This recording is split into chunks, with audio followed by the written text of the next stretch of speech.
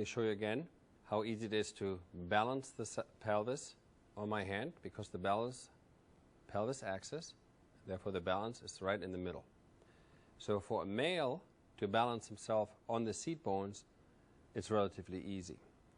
Now the question is, how does my pelvis sit in my body? Keep in mind that the top of the vertebrae is always horizontal. So that gives me a good indication how I should put that pelvis down onto the horse. On the male, you can see we have room on the pubic symphysis and on the tailbone, and it's very easy for the male to pivot forward or back onto the seat bones. Very balanced for the male. On the female pelvis, what we have to look at here, the pelvis axis is further forward and she keeps falling back. It's very hard to balance onto the pelvis, like I was drawing earlier on the slides. The pelvis axis is further forward. Now if we put her on the horse, the question is, how should we put her on the horse? Keep in mind, just like on the male pelvis and the male spine, the vertebrae always have to be horizontal. So if I put her slowly down to the horse, what hits first is the pubic symphysis. When we look from the front, right on the pubic symphysis we sit, and you could see on the side, hardly any contact on the seat bone. So natural, as we saw earlier on Kathy, when she was sitting on this horse bareback, she's rolling back until she's getting support from her butt cheeks. And now the pressure's off the front seat bone and the pubic symphysis. But look how far back the rider had to lean.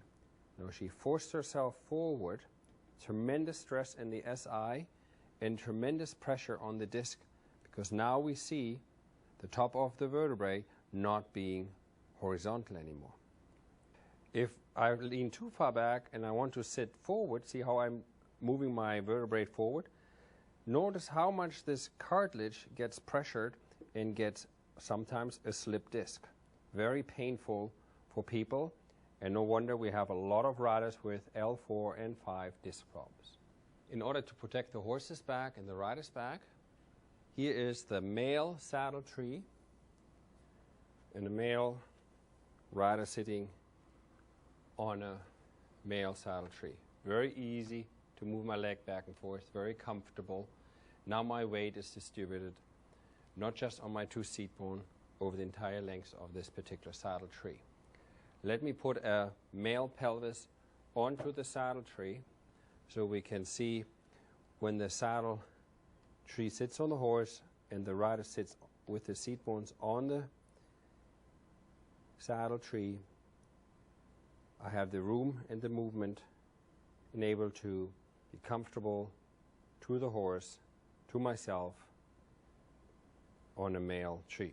If I put a female's pelvis onto this male tree, you can see first what hits is the pubic symphysis, the vertebrae horizontal to the ground. Only if she slouches tremendously, she finally finds contact on the seat bones and therefore decreases pressure in the front, or she slides way back into the saddle in order to comfort herself. Here we can see the rider pushes herself all the way to the back, then toes and knees are out. She's rolled up her lower back, rolled her shoulders forward to try to sit over the center of gravity of the horse. If I ask the rider to sit upright, shoulders back, now she's feeling too far forward. She has a very hard time to find the balance, and just like we saw in the pelvis, she will sit very hard on the pubic symphysis.